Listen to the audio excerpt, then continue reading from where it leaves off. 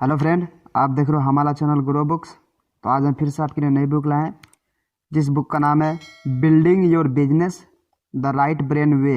इसका मतलब creative entrepreneur के लिए सस्टेनेबल सक्सेस का रास्ता। इनका लेखक का नाम है जेनिफर ली। तो चलिए बुक आपको दो लफ्ज़ में बताते हैं। Building your business the right brain way 2014 में आई ये किताब बेसिक इंटरप्रेन्योरशिप को क्रिएटिव लैंग्वेज में ट्रांसलेट करती है, जिसे हर कोई आसानी से समझ सकता है।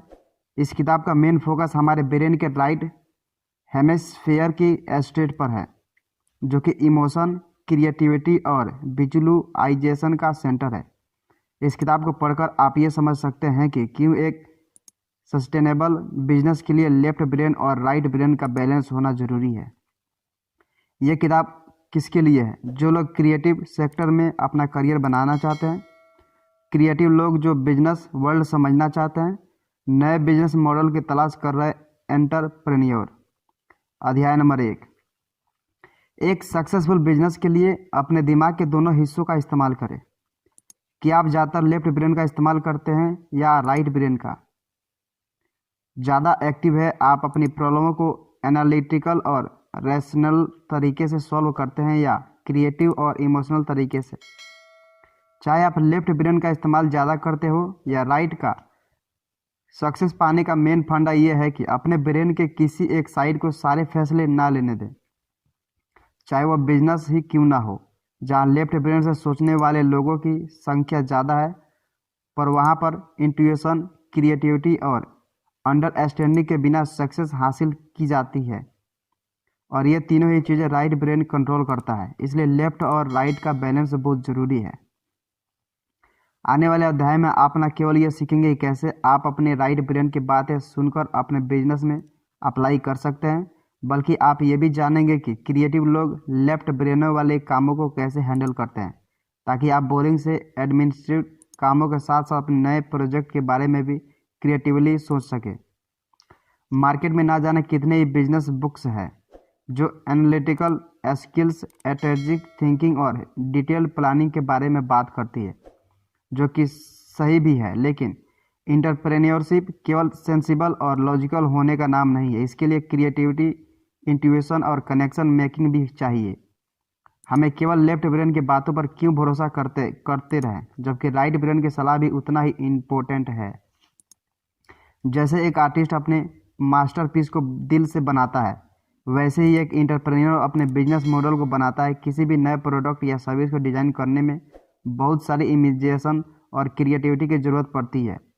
क्रिएटिविटी का लीनियर प्रोसेस नहीं है, उसमें कई बार ट्रायल एंड एरर जैसे मोमेंट्स भी आते हैं, और कभी अचानक से इंस्पिरेशन मिलने पर कुछ यूरेका मोमेंट्स भी आते हैं। इसलिए हमें इस प्रोसेस में राइट ब्रेन की मदद लेनी पड़ती है, क्योंकि लेफ्ट ब्रेन केवल लीनियर इंफॉर्मेशन ही प्रोसेस कर सकता है। इमेजिन कीजिए जैसे कैसे एक पेंटर अपनी पेंटिंग बनाता है। पहले वह पेंटिंग उसके दिमाग में होती है, जिसे वह बड़े ही शिद्दत से रंगों के सहारे अपने कैनवास पर उतारता है। कभी कोई रंग उसकी इमेजिनेशन से मैच नहीं होता तो उसे दोबारा करता है। ऐसे ही धीरे धीरे आखिर उस पेंटिंग की पूरी हो जाती है। कई बार फाइनल पेंटिंग उसके इमेजिनेशन से बिल्कुल अलग और बेहतरीन बन जाती है। बिल्कुल ऐसा ही होता है जब आप अपने बिजनेस में कोई चेंज ला रहे हो या नया बिजनेस स्टार्ट करने वाले हो। न्यूरोलॉजिकल स्टडीज ये भी साबित हो चुका है कि creativity, intuition, non linear thinking, imagination और अंडरस्टैंडिंग से ये सब राइट ब्रेन के काम है, जबकि लेफ्ट ब्रेन लॉजिकल, स्ट्रक्चरल और लीनियर थिंकिंग का काम करता है। हालांकि आउटिंग, शेड्यूलिंग और प्लानिंग की अपनी जगह है बिजनेस में, लेकिन राइट ब्रेन के कामों को नज़रअंदाज नहीं किया जा सकता। आप मार्केटिंग मैसेज और ऐड को ही ले लीजिए, जो कि पूरी तरह क्रिएटिविटी और पोटेंशियल कस्टमर्स के साथ इमोशनल ब्रांड बनाने पर बेस्ड है, और ये सब राइट ब्रेन का ही टैलेंट है। अध्याय नंबर 2, अपने पैशन के दिखाए रास्ते पर चलकर अपने कस्टमर्स को अट्रैक्ट करें। चलिए आपके राइट ब्रेन की इमेजिनेशन को थोड़ा जगाते हैं। आप अपने बिजनेस को किसी खेलते हुए फूल की तरह इमेजिनेशन कीजिए और अपने पोटेंशियल कस्टमर्स को भंवरों की तरह, जो आपके साथ जैसे प्रोडक्ट को लेने के लिए आपके पास आते हैं। जिस तरह एक फूल अपने ही बीज से उगे पौधे पर खिलता है, उसी तरह एक सक्सेसफुल बिजनेस वही है जो आपके अंदर के पैशन को बनाता है। कई बार अपने पैशन को अपना बिजनेस बनाने का आइडिया हमें अचानक ही आ जाता है। जैसे आर्टिस्ट मलिसा जब बच्चों को इंग्लिश पढ़ाने में अपनी माँ की मदद करने वाली बन गई तो उन्हें एहसास हुआ कि बच्चों के साथ टाइम बिताना उन्हें अच्छा लग रहा है। बच्चों को भी उनके आर्ट एंड क्राफ्ट से पढ़ाने का तरीका बहुत पसंद आ रहा था। जैसे जैसे मेलिसा बच्चों के साथ टाइम बिताती गई, वो अपने पैशन के बारे में सीरियस होती गई और उन्होंने इसे ही अपना बिजनेस बना लिया। उन्होंने बेस्ट मटेरियल की रिसाइकल करके बैग्स बनाए, गरीबी और बेसहारा बच्चों को क्रिएटिविटी और क्राफ्ट सिखाने के लिए फंड रेजिंग शुरू की और देखते ही देखते वो एक आर्टिस्ट के साथ साथ सोशल इन्फ्लुएंसर भी बन गई। मलिसा की तरह आप भी जब अपने पैशन को पहचान ले तो धीरे धीरे आप उसे अपने बिजनेस मॉडल को बदलने के बारे में सोचें। जब जब आपने अपने बिजनेस के फूल को सिखाने का तरीका ढूंढ लिया है तो अब बारी आती है भौरों को अट्रैक्ट करने की। ये भी आसान है, बस आपको अपने पैशन को अपने अंदर की ओर आइडिया से मिलाना होगा और उसे अपने बिजनेस को मेन मोटो बनाना होगा। यानी आपका कोर मैसेज आपके काम की ये झलकना चाहिए, आपके कस्टमर तक ये बात पहुंचना चाहिए कि आप कौन हैं, आप क्या चाहते हैं। जैसे मलिसा का कोर मैसेज था रीपर्स और पर्पस, जिससे ये साफ झलकता था कि वो दूसरे की मदद करना और रिसाइकलिंग के उनके बिजनेस का मेन मोटिवेटिंग एलिमेंट था। लेकिन अगर आपको कोर मैसेज को कोई सुन ही ना पाए या देख ही ना पाए तो क्या फ़ायदा। इसलिए अपने पैशन और मैसेज को प्रोडक्ट के जरिए अपने कस्टमर तक पहुंचाना बहुत ज़रूरी है। अभी आप कैसे करने वाले हैं इसका पता तो आपको अपने राइट ब्रेन के इस्तेमाल से लगेगा। बस बात इतनी सी है कि आपको प्रोडक्ट या सर्विस इतना यूनिक होनी चाहिए कि आपका मैसेज आपके कस्टमर तक साफ तौर पर पहुंच सके। अगर आपको इस बात की टेंशन है कि आपका प्रोडक्ट सारी दुनिया में नहीं फैल पा रहा है तो टेंशन ना ले, क्योंकि सारी दुनिया के भौरों को अट्रैक्ट करना ज़रूरी नहीं है। आपको बस उनसे ही मतलब होना चाहिए जिनकी ज़रूरत और सोच आपके कोर मैसेज से मेल खाती हो, क्योंकि यही वो कस्टमर्स होंगे जो आपको प्रोडक्ट की असल वैल्यू समझ पाएंगे। अध्याय नंबर 3, अपने कम्युनिकेशन नेटवर्क को कुछ ऐसा डिज़ाइन करें कि आप अपने कस्टमर के साथ सीधा कनेक्ट हो सकें। फूलों को तो भौरों को आने का इंतजार करना पड़ता है, लेकिन एक एंटरप्रेन्योर तो अपना बिजनेस आइडिया लेकर सीधा अपने कस्टमर तक जा सकता है। उनके बीच जाकर उनके कनेक्शन बना सकता है। आपके कनेक्शन नेटवर्क में हर किसी की अपनी वैल्यू है। हो सकता है कि आपका कस्टमर बने, कोई आपका बिजनेस डिसीजन लेने में हेल्प करे, तो कोई आपका बिजनेस मैसेज को स्प्रेड करे। लेकिन सवाल ये उठता है कि हम ये कनेक्शन नेटवर्क बनाए कैसे। अगर आप चाहते हैं कि लोग आपको सुने तो पर्सनल और डायरेक्ट कम्युनिकेशन बहुत ज़रूरी है। आपको अपने कस्टमर को ऐसे मानना है जैसे आप अपने गर्लफ्रेंड या बॉयफ्रेंड को मनाते हैं। हर ईमेल, हर न्यूज़ लेटर की शुरुआत कुछ लाइंस इतनी टची और इमोशनल होनी चाहिए कि उनके दिल को छू जाए। आपके शब्दों का सिलेक्शन ऐसा होना चाहिए जैसे आप उनके प्रॉब्लम समझ सकते हैं। जैसे जब भी कोई पेंटिंग वेबसाइट का ईमेल आता है तो उसके शुरुआत में लिखा होता है डियर हार्ड वर्किंग पेरेंट्स। हम जानते हैं कि पेरेंटिंग अपने आप में एक बहुत हार्ड वर्क है। बस इतनी लाइन पढ़कर कस्टमर्स को लगता है कि आप उनके दर्द को समझते हैं और वो बड़े ही इंटरेस्ट में आपका पूरा मिल पड़ते हैं और हो सकता है कि इनमें से कुछ लोग आपका प्रोडक्ट को खरीद भी लें। लोगों से बात करके अपना मैसेज देना तो ज़रूरी ही है, पर सबसे ज़रूरी यह है कि सही व्यक्ति को सही समय पर सही इन्फॉर्मेशन देना। जैसे मान लें कि आप एक कोचिंग प्रोग्राम लॉन्च करने वाले हैं। ऐसे में आपने पोटेंशियल कस्टमर्स को अट्रैक्ट करने के लिए आप एक बहुत ही इंटरेस्टिंग सा टीजर लॉन्च कर सकते हैं, जिससे आप एक टीजर लॉन्च कर सकते हैं जिसमें आप कोर्स की तैयारी के बिहाइंड द सीन ऑडियो और वीडियो रिकॉर्ड करके दिखा सकते हैं। आप अपनी वेबसाइट बनाकर वहां एक Q&A लिस्ट पब्लिश कर सकते हैं जहां आपके प्रोग्राम से जुड़े फैक्ट को सॉल्व करता हो। उसके साथ आप ऑनलाइन रजिस्ट्रेशन फॉर्म भी अपनी वेबसाइट पर डाल सकते हैं। पहला सेशन होने के बाद आप लोगों को वीकली रिमाइंडर डाल सकते हैं ताकि आपके कोर्स के लिए साइन अप करना उन्हें याद रहे, और साथ ही इससे आप उन लोगों को भी अपने कोर्स के साथ जोड़ सकते हैं जो पहले नहीं जुड़ पाए। इस तरह से आप अपने कोर्स के हर स्टेज पर कस्टमर्स के नंबर बढ़ा सकते हैं। अध्याय नंबर 4, बेचना छोड़कर सर्वे करना शुरू करें और अपने प्रोडक्ट को कुछ ऐसा डिजाइन करें कि जैसा वो आपके कस्टमर के लिए एक गिफ्ट हो। क्या आपको लगता है कि आप किसी सेल्समैन की तरह अपना प्रोडक्ट बेच रहे हैं? तो बेचना छोड़कर सर्वे करना शुरू कर दें। आइए देखते हैं कैसे। याद कीजिए उस सरप्राइज को जो आपको आखिरी बार मिला था। याद कीजिए आपको कैसा फील हुआ था। सरप्राइज और गिफ्ट हमेशा खुशी और एक्साइटमेंट लेकर आते हैं, क्योंकि ये हमेशा दिल से निकलते हैं और दिल तक पहुंचते हैं। सोचिए अगर आप भी अपने प्रोडक्ट को बेचने की जगह किसी सरप्राइज गिफ्ट की तरह अपने कस्टमर को दे तो कितना मज़ेदार और सेटिस्फाइंग होगा। लाइफ कोच केरी रिचर्ड को लंबे समय तक अपने काम को लेकर बुरा महसूस होता था कि उन्हें पैसे के लिए लोगों को उनका सेशन अटेंड करने की भीख मांगनी पड़ती थी। फिर अचानक एक दिन अपने काम को लेकर उनका नज़रिया बदल गया और उन्होंने ये सोचना शुरू किया कि वो अपने सेशंस बेच नहीं रही, बल्कि इसके जरिए वो लोगों को मौका दे रही है कि वो अपने जैसे माइंडसेट वाले लोगों से मिल सके, अपना नेटवर्क बढ़ा सके। ऐसा करते हुए वो कई लोगों की लाइफ को बेहतर बना रही है और बस उसके बाद उन्हें अपने काम से प्यार हो गया। लेखा ने अपने कॉलेज के दिनों में अपने एक फ्रेंड से कहा कि उन्हें गिफ्ट लेने और देने का बहुत शौक है। उसके बाद से लेखा और उनके दोस्त को जब भी कोई अच्छा गिफ्ट दिखता था तो वो एक दूसरे के लिए ले लिए करते थे ताकि सामने वाले के चेहरे पर स्माइल आ सके। लेखा का कहना था कि गिफ्ट्स के लेन देन से उन्हें अपने फ्रेंड को समझने में बहुत हेल्प मिले। अगर आप भी अपने प्रोडक्ट को किसी गिफ्ट की तरह तैयार करेंगे तो इस तरह का माइंडसेट आपको अपने कस्टमर की ज़रूरतों और ख्वाहिशों को समझने में मदद करेगा। जब आप किसी गिफ्ट को देते हैं तो आपके मन में क्या सवाल आता है? किसके लिए ख़रीदना है, उसे क्या पसंद है, ये गिफ्ट उसके लिए क्यों खास है, ये गिफ्ट उसके क्या काम आएगा, क्या इसकी कीमत सही है, इसे कैसे पैक करें कि ये और अट्रैक्टिव लगे। बस यही सवाल अपने प्रोडक्ट को बनाते समय भी आपको खुद से पूछने हैं। जैसे अपने गिफ्ट को पैक करते समय आप हर डिटेल ध्यान रखते हैं, ऐसे ही आपको अपने प्रोडक्ट के साथ भी करना है। जैसे अगर आप एक हैंडमेड लेदर बैग बेच रहे हैं तो आप उसके साथ कुछ एक्सेसरीज गिफ्ट के तौर पर भी दे सकते हैं। ये सच है कि आजकल ज़्यादातर एंटरप्रेन्योर अपने पैशन को ध्यान में रखकर बिजनेस स्टार्ट करते हैं, लेकिन एक सच ये भी है कि बिजनेस को लंबे समय तक चलने के लिए और लाइफ जीने के लिए पैसा भी कमाना जरूरी है और अपने पैशन से प्रॉफिट कमाने में कोई बुराई नहीं है। चाहे आपका बिजनेस मॉडल सर्विस ओरिएंटेड है, जैसे कोचिंग जहां आप सर्विस देकर पैसा कमाते हैं, या आप एक कलाकार हैं और अपनी कला से पैसा कमाते हैं, दोनों ही बिजनेस मॉडल का जब एक फाइनेंशियल सीलिंग तक पहुंचते हैं तो इनकम को उसके आगे लेकर जाना थोड़ा मुश्किल लगने लगता है।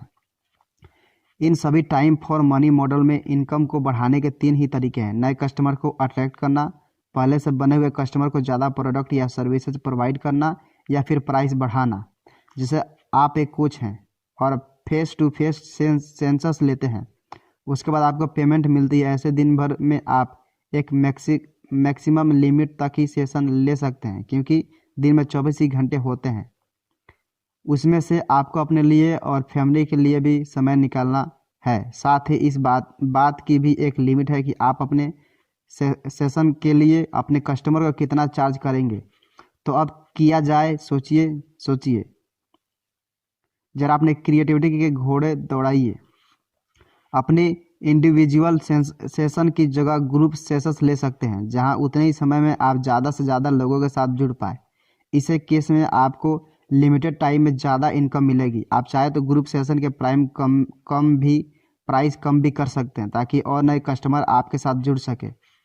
कई कंसल्टेंट आजकल अपना ऑनलाइन स्टडी मॉड्यूल तैयार करते हैं, जिसे खरीद कर लोग अपने घरों में स्किल्स सीख सकते हैं। इन मॉड्यूल को बेचकर अपने बिना किसी एक्स्ट्रा मेहनत और टाइम के आप एक्स्ट्रा इनकम कमा सकते हैं।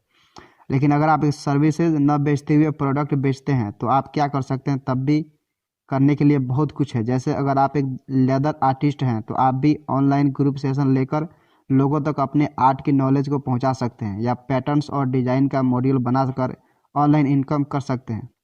अध्याय नंबर 5, जो काम आपको पसंद है आप बस वो करें और बाकियों के लिए हेल्प ले लें। अगर आप अपना टैलेंट और पैशन दुनिया को दिखाने के लिए बेताब हैं तो वो क्या चीज़ है जो आपको अब तक रोक रही है? ज़रा दिमाग पर जोर डालिए। वो ये बोरिंग सा एडमिनिस्ट्रेटिव वर्क जिसे करने में बहुत से लोग झिझकते हैं, लेकिन क्या ज़रूरी भी है? इसमें टेंशन की क्या बात है? कौन कहता है किसी भी बिजनेस में सारा काम आपको खुद ही करना है? आप किसी की हेल्प ले सकते हैं, कामों की जिम्मेदारी आप किसी और के कंधों पर भी डाल सकते हैं। हर कोई चाहता है कि अपने सपनों के बिजनेस में सब कुछ वो खुद कंट्रोल करे। शुरू शुरू में तो सब कंट्रोल हो भी जाता है, लेकिन धीरे धीरे वो खुद को काम के बोझ तले दबा हुआ महसूस करता है। इस बोझ के कारण उसकी क्रिएटिविटी एनर्जी भी खत्म हो जाती है और वो कुछ नया नहीं सोच पाता। इससे पहले कि ऐसा हो, आप ये तय कर ले कि क्या काम आपको करना है और क्या आउटसोर्स करवाना है।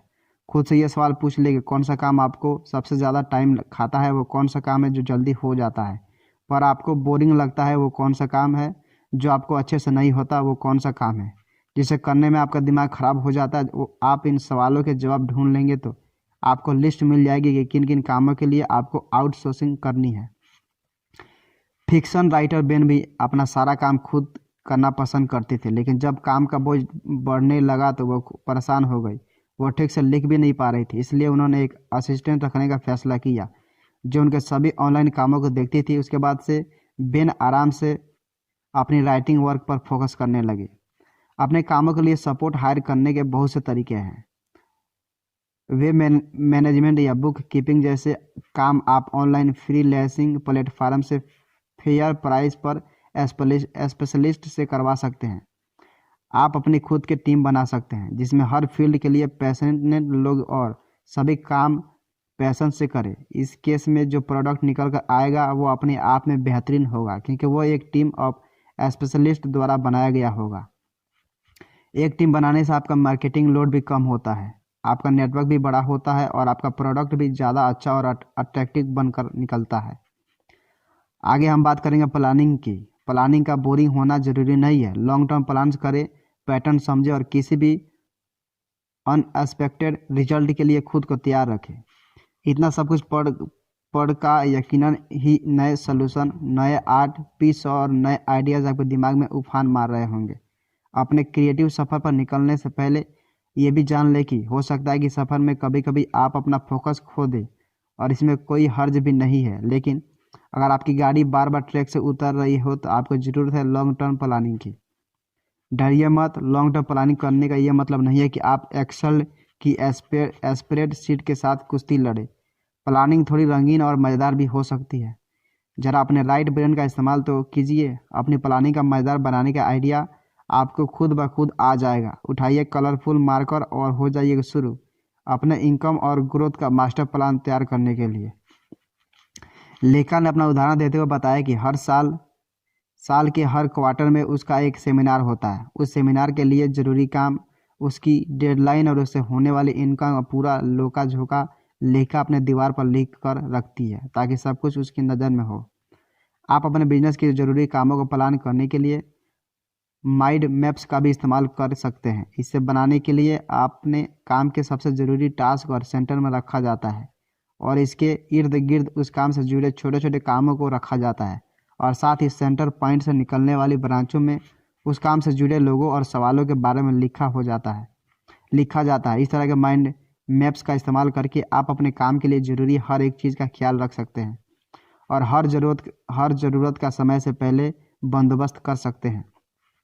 अपने बिजनेस के हर काम को इस तरह से मैप करने से आपका पैटर्न्स का पता चलेगा। आप देखेंगे कि कई काम ऐसे हैं जो समय पर आपको रिपोर्ट करने पड़ रहे हैं। आप कोशिश कर सकते हैं कि उन कामों को अगली बार जल्दी कर सके। जैसे एक बार लिखा गया डॉक्यूमेंट अगली बार के लिए टेम्पलेट का काम कर सकता है। इससे आपका काम आसान हो जाएगा। आप बिना किसी स्ट्रेस के अपने सेंट्रल काम पर फोकस कर पाएंगे। प्लानिंग के साथ खुद को किसी सरप्राइज और अनएक्सपेक्टेड चीज़ों के लिए भी तैयार रखना चाहिए। जैसे लेखक को अचानक एक बार एक पॉपुलर लाइव ब्रॉडकास्ट शो में अपने वर्कशॉप का अनाउंसमेंट करने का मौका मिला। लेखक को अचानक मिला यह ऑफर बहुत अच्छा तो लगा, पर इसका काम को करने के लिए बहुत मुश्किल था। तभी उन्हें अपनी एक स्केच बुक याद आई जिसकी मदद से उन्होंने अपना अनाउंसमेंट तैयार किया और बिना किसी एक्स्ट्रा मेहनत के उन्होंने ज़्यादा इनकम और ज़्यादा कस्टमर मिल गए। अपनी प्लानिंग के लिए किसी हार्ड एंड फास्ट रूल को फॉलो करने की ज़रूरत नहीं है। अपनी प्लानिंग को आप अपने हिसाब से अपना क्रिएटिव टेस्ट दे सकते हैं। एक बार अपने सही प्लानिंग शुरू कर दी तो आप देखेंगे कि आपके दिमाग के दोनों साइड्स खुश और सेटिस्फाइड है। अध्याय नंबर 6, अपने केयर करें और अपनी सक्सेस को बरकरार रखें। अंग्रेजी में एक कहावत है, when it's rain it power कि जब बारिश आती है तभी छत भी टपकने लगता है, यानी एक के बाद एक बुरा होना। जैसे जब लेखा ने अपने घर में शिफ्ट होने का प्लान किया तभी उनके बॉयफ्रेंड का एक्सीडेंट हो गया और कुछ दिन बाद उनके पिता भी बीमार के कारण हॉस्पिटल में भर्ती हो गए। इस तरह हर एक ज़िंदगी में जब मुश्किल आता है तो आप अपने साथ कई बुरे खबरें लाता है, लेकिन बुरा वक्त भी तो वक्त ही है, एक दिन भी ये गुजर जाएगा। पर हमारे लॉजिकल लेफ्ट ब्रेन का ये बात अच्छी नहीं लगती, क्योंकि उससे हर चीज़ अपने कंट्रोल में रखना पसंद है। वहीं दूसरी ओर हमारी राइट हर चीज़ों को इजी गोइंग तरीके से लेता है। इसलिए जब भी आपके बिजनेस पर मुश्किलें का बादल छाए तो अपने राइट ब्रेन का सहारा ले, ताकि इतनी मेहनत से खड़े किए अपने बिजनेस को आप सस्टेन कर सकें। अगर आप सोच रहे हैं कि भला बिजनेस जैसी चीज़ें में कोई इजी गोइंग कैसे ले सकता है, तो आपके लिए कुछ सिंपल स्ट्रेटजी है। पहली स्ट्रेटजी, अपनी हर प्रॉब्लम के लिए सिंपल सोल्यूशन ढूंढना। हम सब कई बार अपने ही बनाए हुए कॉम्प्लेक्स प्लान में फंस कर रह जाते हैं। उससे निकलने के लिए एक ही आसान तरीका कि अपनी सब प्रॉब्लम को नोट डाउन करें और जो सबसे आसान रास्ता है उस पर चले। ओवर थिंकिंग करना बिल्कुल छोड़ दें। दूसरी स्ट्रेटजी, काम से छुट्टी लेना। अपने बिजी शेड्यूल से रिलैक्स करने के लिए थोड़ा समय ज़रूर निकालें। इससे न केवल आपके दिमाग को रेस्ट मिलेगा, बल्कि आपको अपनी प्रॉब्लम का कोई आसान सोल्यूशन भी मिल सकता है, क्योंकि रिलैक्स करते समय लेफ्ट से ज़्यादा राइट ब्रेन रोल प्ले करता है। तीसरी स्ट्रेटजी है कि अपने वर्किंग एनवायरनमेंट को कुछ ऐसे क्रिएट करें कि वहाँ के काम करना आपको सुकून दे सके। अपनी वर्क तीसरी स्ट्रेटजी है कि अपने वर्किंग एनवायरनमेंट को कुछ ऐसे क्रिएटर करें कि वहाँ काम करना आपको सुकून दे सके। अपनी वर्क टेबल पर कुछ पॉजिटिव नोट्स लगा दें। आप थोड़ी ग्रीनरी का सहारा ले सकते हैं। इसके साथ साथ आप अपना वर्किंग रूटीन ऐसा बनाएं जिसमें आपका काम भी अच्छे से हो और आप महसूस भी अच्छा करें। जैसे अगर आप एक योगा या वर्कआउट लवर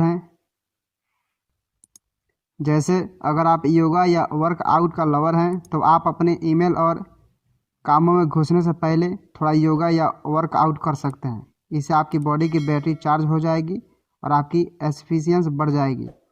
हमेशा याद रखें कि आपके बिजनेस में सबसे ज़रूरी व्यक्ति आप खुद हैं, इसलिए अपना ध्यान रखना बहुत ज़रूरी है। सेल्फ केयर को हमेशा टॉप प्रायोरिटी का बिजनेस एजेंडा बनाएं।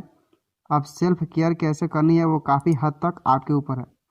कुल मिलाकर क्रिएटिव लोग जो आपके पैशन को अपना बिजनेस मॉडल बनाना चाहते हैं, उनके लिए सबसे बेहतर कि वो अपने राइट ब्रेन के स्टेट का सहारा ले, अपने बिजनेस आइडिया को थोड़ा मज़ेदार बनाए और उसमें दूरी को सर्वे करने की भावनाएं लाए। अगर आप ऐसा कर पाते हैं तो आपके अंदर का क्रिएटिव स्पार्क हमेशा जिंदा रहेगा। आप कुछ ना कुछ नया करते जाएंगे और एक दिन आपका बिजनेस सफलता की ऊंचाई पर आ जाएगा। क्या करें? अपने प्लान में सही रंग भरें। अगली बार जब आप अपने किसी नए प्रोडक्ट या नए कैंपेन का मास्टर प्लान बना रहे होते तो बोल्ड कलरफुल मार्कर पेनों का इस्तेमाल करें। अपने बॉल पॉइंट पेन को छोटी से छोटी डिटेल्स भरने के लिए बचा कर रखें। बोल्ड वर्ड्स को नज़रअंदाज करना मुश्किल होगा और जब भी आप अपने प्लान को देखेंगे आपको नज़र सबसे पहले आपके प्लान के मेन कॉन्सेप्ट पर जाएगी।